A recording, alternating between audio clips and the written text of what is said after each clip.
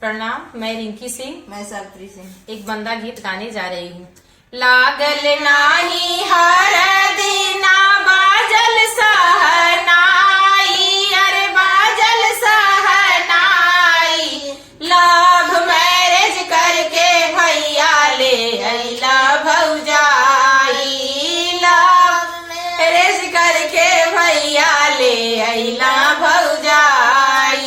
लागल नाही हर दीना बाजल सहनाई, ना बाजल सहनाई।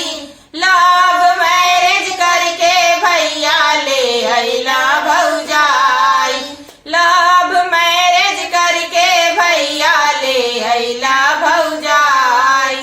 मम्मी पापा के चिंता भइल, तिलको ना भेटाइल, अरे तिलको ना भेटाई।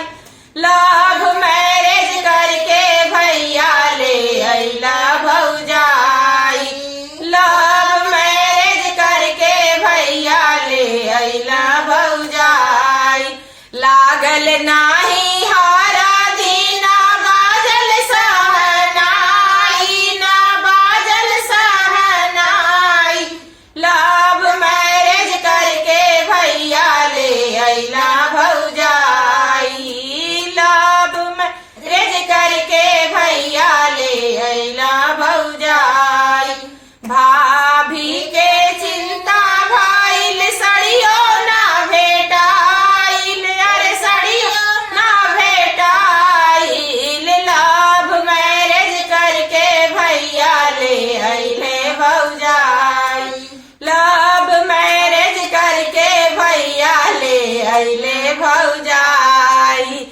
दीदी के चिंता भइल, अंगूठियो ना भेटाइल, अंगूठियो ना भेटाई। लव मैरिज करके भैया ले अइले भौजाई, लव मैरिज करके भैया ले अइले भौजाई। लागल नाही हर दीना बाजल सहनाई, अरे बाजल सहनाई। लव मैरिज करके भैया ले अइले भौजाई, लव मैरिज करके भैया ले अइले भौजाई। प्लीज आप मेरे चैनल को लाइक और सब्सक्राइब करें।